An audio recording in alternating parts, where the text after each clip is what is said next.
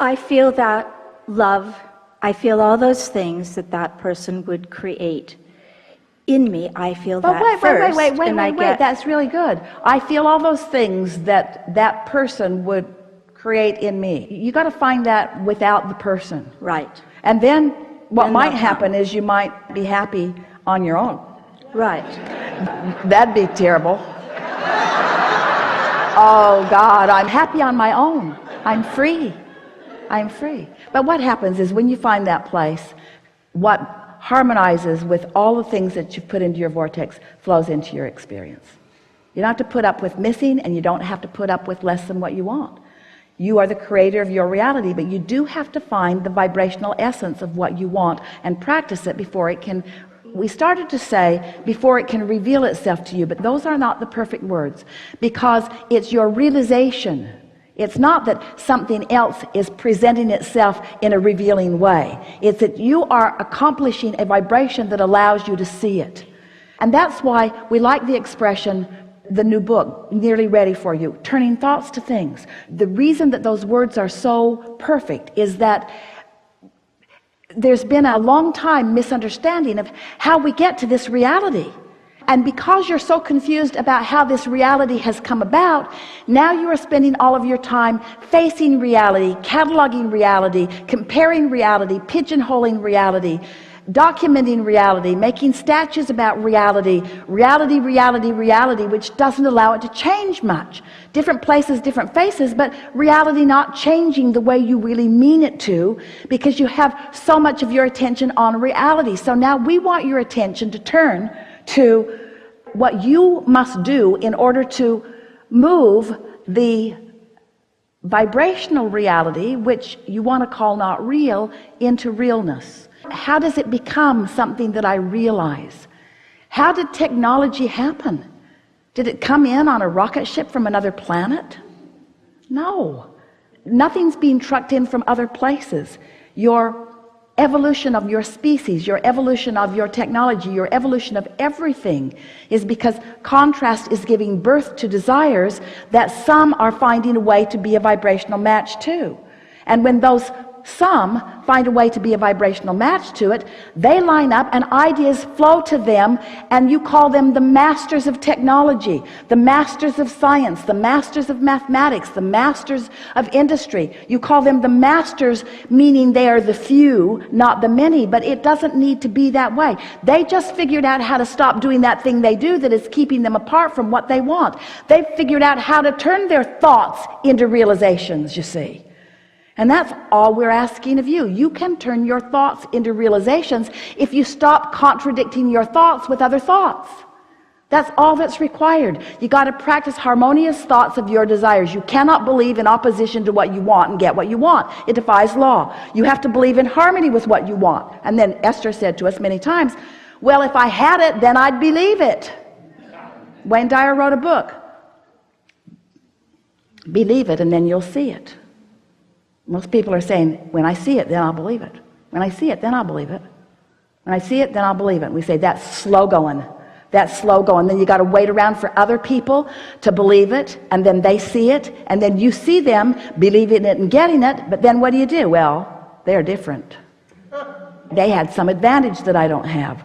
They were born into a technology genius family. Or they were born with a silver spoon in their mouth, or they were born into abundance, or they were born in a different place or under a different star, or you make such stuff up. All that happened is they found some way to stop contradicting their own desire. And the only way that we can show you how to stop contradicting your own desire is by caring so much about the way you feel that you're willing to give up the contradictions for feeling good. And when you're willing to do that, then you're off and running, you see. There's nothing that you cannot be or do or have. If this time-space reality has the wherewithal to give you the idea of it, this time-space reality has the wherewithal for that idea to turn to manifestation in full form. No exception. You're so close. You're right there. In fact, you've got it in many regards. So many things about your life are so wonderful because what you want and what you believe are right there in the same place. But some of what you want, here it is. Here's what's been tripping you up.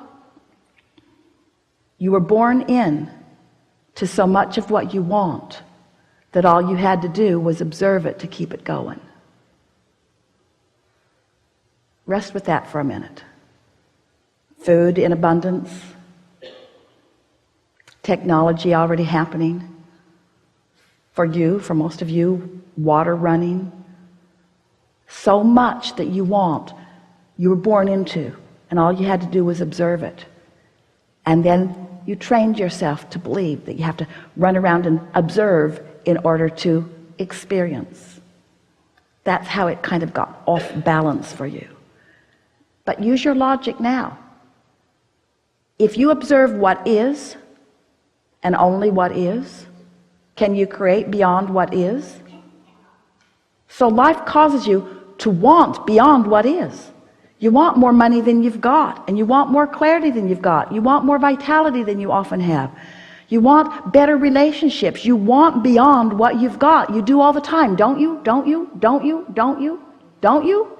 Don't you want beyond what you have? Don't you? Of course you do, because you are eternal and expansive. We know that you want beyond what you have.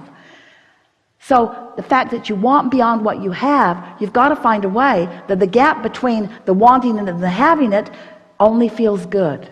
And the only way that the gap between wanting it and having it will feel good is by understanding the laws and understanding the certainty and understanding that it's coming. If you were going on vacation, so you've got a vacation plan, and you start out here and you're going to go there to that city and there and there and there, maybe to another country, there and there and there and there, and you're going to eventually come back home. None of you say, let's see, I'm here and I'm going to go there and there and there and there and there and there and there and there and there and there, and then I'm going to come back home. Home is my final destination. And since I'm already home, why go? I've already got it done. I think I'll just check this vacation off the list because I've got it done. Well, you don't go on the vacation to get it done.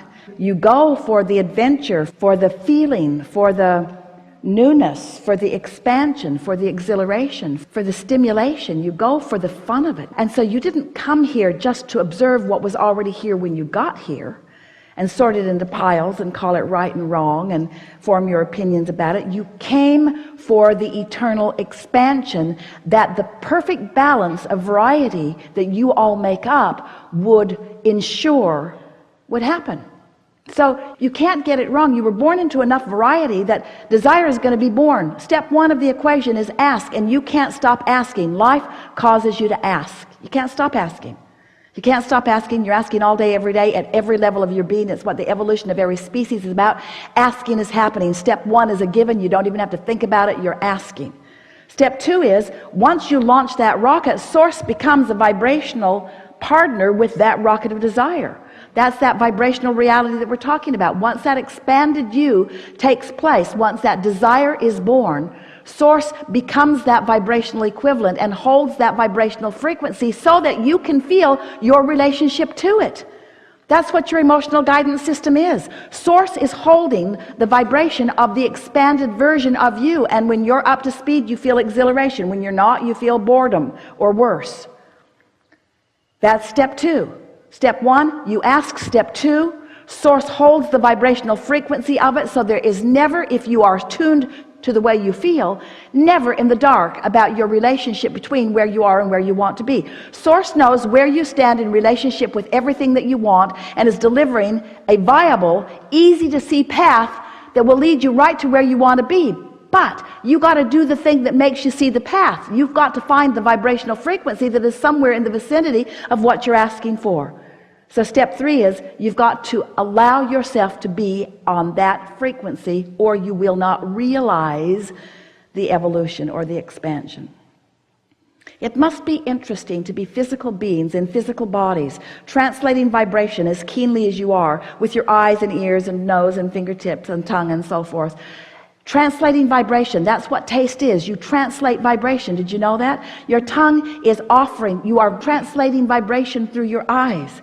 You're translating vibration through your ears, through your nose, through your fingertips. These are translations of vibration. But because you've been doing it for as long as you can remember, You don't even realize that you are a translator of vibration, and that's what your emotions are too.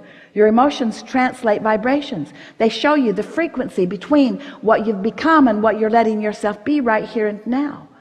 So if you will let your work be to talk yourself into the unconditional feeling of the emotion that you seek, if you will do that just for a little while, a week will give it to you, we promise you.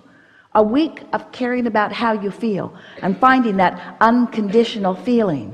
Oh, your point of attraction will shift so dramatically that so many of those thoughts will turn to so many things that you will feel the invincibility of your being. Friends will say, what's changed in you? And you'll say, I finally figured it out. What? How to be or do or have anything that I want. Really? Yeah. What's the secret? Had to be there. Because if you're not there emotionally, you can't hear it. Have you been here in this room listening to us long enough that now you are feeling resonance with these things that we are saying? Yes. Don't you feel more capable than you have in a while? Yes. Aren't you feeling more invincible? Aren't you feeling an eagerness that is renewed within you? Aren't you willing to let what you've got in your vortex, which is enough to keep you busy for 20 or 30 lifetimes, don't you want some of it to be realized in your experience now? Isn't that just the most joyful journey, to have manifestations of those dreams? Don't you want to live in that house that you've been thinking about, with that person that you've been thinking about, and driving that car that you've been thinking about, with all that money that you've been thinking about? Don't you want to feel the security that the money and the car and the abundance brings to you? Those are conditions. Those are all conditions. But don't you want to feel the gift that those conditions will bring to you? Don't you just love the beauty of a well-manicured space? Don't you just love the wonderful nature of people working together to make something lovely and work? Aren't you appreciating so much the expansive diversity of your time-space reality and the way that you all fit together to make wonderful things work for each other? Don't you want everyone to stand in a place where they feel good no matter what it is that they are doing? Don't you want that? All you got to do is find it for yourself. Find it for yourself and then watch what happens. People will flock to you. They'll say, what are you doing? What are you doing? How is it that I barely hear you speak of something, and before I know it, you're living it, it's in your experience? What do you know that I don't know? Well, I just recently figured it out, you'll say. I figured it out, that I can feel good before it comes. And if I can figure out how to feel good, even in the absence of what I want, then it comes. It's not the way my mother taught me. I was taught I had to pay a big price. Big prices will get you mediocrity. Paying a big price will get you long hours and hard work. Paying a big price will move some things around. And if you're comparing people who aren't paying any price to people who are paying a price, you can see a difference in the small piles of things they are collecting. There is some evidence of diligence in your time-space reality, but it is paltry, it is puny, it is tiny, it is insignificance with the power of mastery, of coming into alignment with the whole of who you are and getting the universal winds at your back, assisting you in the clarity that you want and deserve, that you were born to live. Yeah. Yeah. Thank you. Yeah. Yeah. Really good. Something more?